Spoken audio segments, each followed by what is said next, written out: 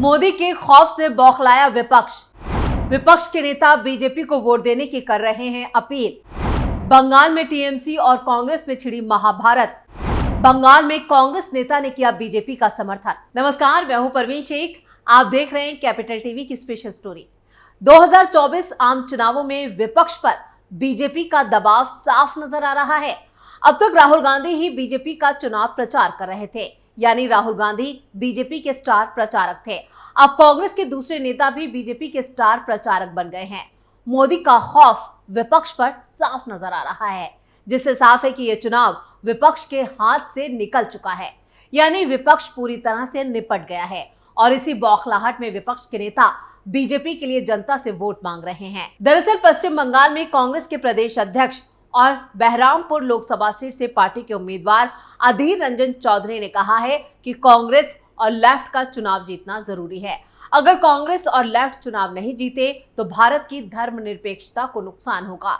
Jangipur Lok Sabha seat पर left Congress गठबंधन के उम्मीदवार मुर्तजा हुसैन के समर्थन में लाल गोला चुनावी सभा में अधीर रंजन चौधरी ने कहा, तृणमूल को वोट देने की जगह बीजेपी को वोट देना बेहतर है। तृणमूल को वोट देने की तुलना में बीजेपी को वोट देना कहीं बेहतर है। इसलिए तृणमूल को नहीं, भाजपा को नहीं, हर वक्त सुख दुख का भरोसा बोकुल मुर्तजा हुसैन हमेशा आपके साथ रहेगा। सर्दी गर्मी बारिश में बोकुल आपका भरोसा है, इसलिए बोकुल को वोट दे। अधीर रंजन का ये बयान अब सोशल मीडिया पर धूम मचा रहा है। आपको बता दें कि ममता बनर्जी और अधीर रंजन चौधरी राजनीतिक रूप से एक दूसरे के परस्पर कट्टर विरोधी माने जाते हैं। अधीर रंजन चौधरी लगातार ममता बनर्जी पर हमला बोलते रहे हैं। अधीर रंजन चौधरी ने ममता बनर्जी पर कांग्रेस कार्यकर्ताओं पर लगातार अत्याचार करने का आरोप लगाया। बंगाल में तीसरे चरण का चुनाव प्रचार इस वक्त धुआंधार हो रहा है। सियासी तपिश काफी तेज है। बंगाल में तीसरे चरण में 4 सीटों पर वोट डाले जाएंगे। पश्चिम बंगाल में तीसरे चरण में 7 मई को 4 सीटों पर चुनाव है, जहां मुसलमान वोट खास मायने रखता है। ये सीटें हैं मालदा उत्तर, मालदा दक्षिण, जंगीपुर और मुर्शिदाबाद। इस बीच अधीर रंजन चौधरी के बीजेपी को वोट देने वाले बयान पर सियासत गर्मा गई है। कांग्रेस नेता का वीडियो सोशल मीडिया पर वायरल है। स्टोरी में आगे बढ़ने से पहले अधीर रंजन चौधरी का ये वीडियो देखते हैं, जिसमें उन्होंने कहा, तृणमूल के वोट का माने तब तक वाले बीजेपी के वोट दे दिया, तृणमूल के वोट का माने तब तक अनेक बीजेपी के वोट दिया। तो अधीर रंजन चौधरी के इसी बयान से समझा जा सकता है कि विपक्ष पूरी तरह से बैकफुट पर है। पीएम मोदी और बीजेपी का खौफ जो है वो विपक्ष के नेताओं पर यहाँ पर दिखाई दे रहा है और उनका मानसिक संतुलन खो चुका है।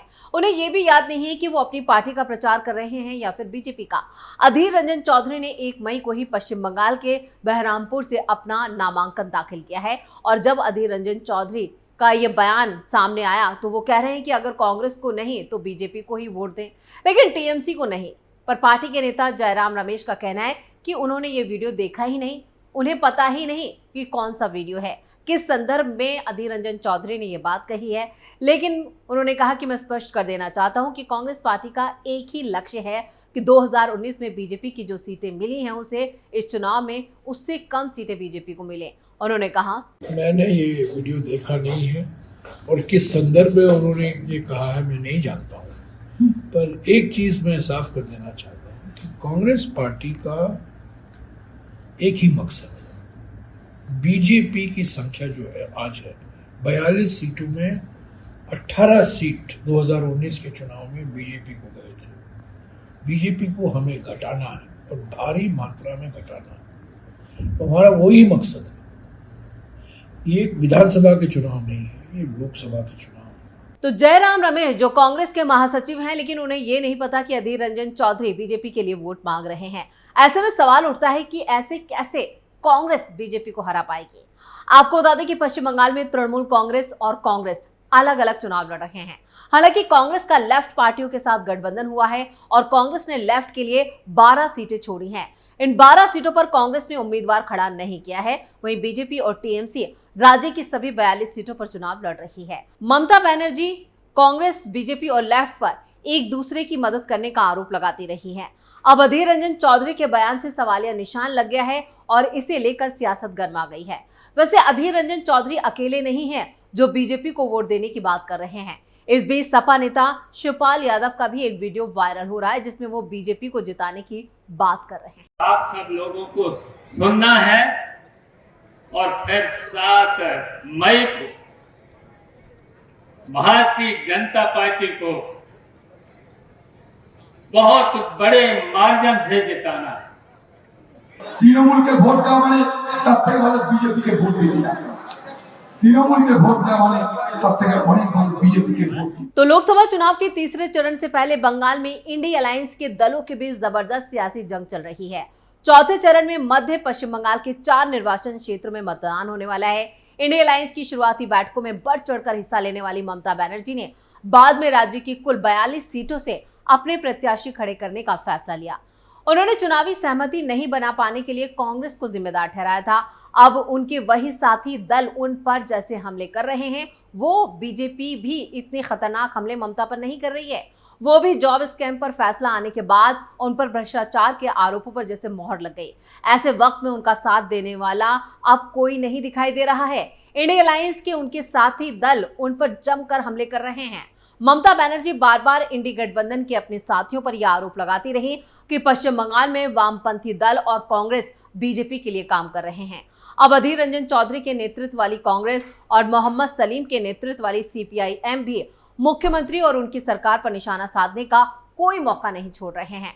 उनके एकला चलो फैसले के चलते बंगाल की कई सीटों पर त्रिकोणीय मुकाबला दिखाई दे रहा है, जो फाइनली बीजेपी को ही फायदा पहुंचाने वाला है। बंगाल में मुसलमानों का वोट जो है वो बेहद अहम है। बंगाल में 30% से ज्यादा मुस्लिम मतदाता है और करीब 16 से 17 लोकसभा सीटें ऐसी हैं जहां वो निर्णायक भूमिका में हैं। पहले वाम मोर्चा ने मुस्लिम वोट बैंक के सहारे बंगाल में 34 साल तक राज किया। अब तृणमूल के पीछे भी यही फोर्स है, पर बंगाल में इस बार माहौल बदला हुआ है। कोई कुछ बता नहीं सकता कि मुस्लिम वोट कहां जाएगा। ममता बनर्जी को लगता है कि मुसलमान इस बार भी उन्हीं का साथ देंगे, लेकिन कांग्रेस की न्याय यात्रा, वाम मोर्चे की सक्रियता के चलते उनके भरोसे को इस बार पलीता लग सकता है। लेफ्ट के मुस्लिम वोट पाने के लिए उनके भरोसे का कारण यह है कि पिछले नगर निकाय चुनावों, पंचायत चुनावों और विधानसभा उपचुनावों में पार्टी का जो प्रदर्शन था वो काफी बेहतर था। वाम दलों के इस अच्छे प्रदर्शन के पीछे मुस्लिम वोट का समर्थन ही है। कांग्रेस और वाम मोर्चा में भी बंगाल में गठबंधन नहीं हो सका है, लेकिन कुछ सीटों पर दोनों ने एक दूसरे के खिलाफ उम्मीदवार नहीं उतारे हैं। लेकिन कुछ सीटें ऐसी भी हैं जहां दोनों एक दूसरे के खिलाफ ताल ठोककर मैदान में हैं। जाहिर है इसका फायदा उठाने के लिए बीजेपी मौजूद है। फुरफुरा शरीफ के पीरजादा अब्बास सिद्दीकी की पार्टी आईएसएफ यानी इंडियन सेकुलर फ्रंट भी तृणमूल का नुकसान करने के लिए तैयार बैठा है।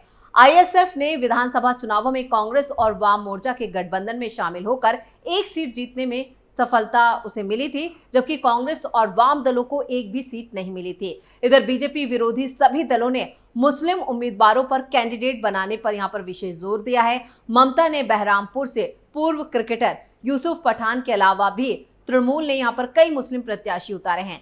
कांग्रेस ने भी बंगाल में कई मुस्लिम प्रत्याशियों को टिकट दिया है, जिसमें बंगाल में युवा कांग्रेस के अध्यक्ष अजहर मलिक खास हैं।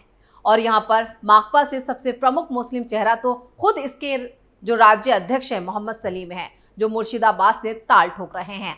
ममता बनर्जी ने पश्चिम बंगाल में अकेले चुनाव लड़ने का फैसला चाहे जो सोचकर लिया हो, पर जो स्थितियां अब बन रही हैं वो उनके अनुकूल बिल्कुल भी नहीं है। मालदा और मुर्शिदाबाद जिलों का ही उदाहरण ले लीजिए। दोनों ही जिलों में बड़ी संख्या में अल्पसंख्यक आबादी है, जिनके वोट के लिए तृणमूल, वामपंथी और कांग्रेस नेतृत्व जी जान से यहां पर एकजुट या कहें कि पूरी ताकत के साथ मैदान में है।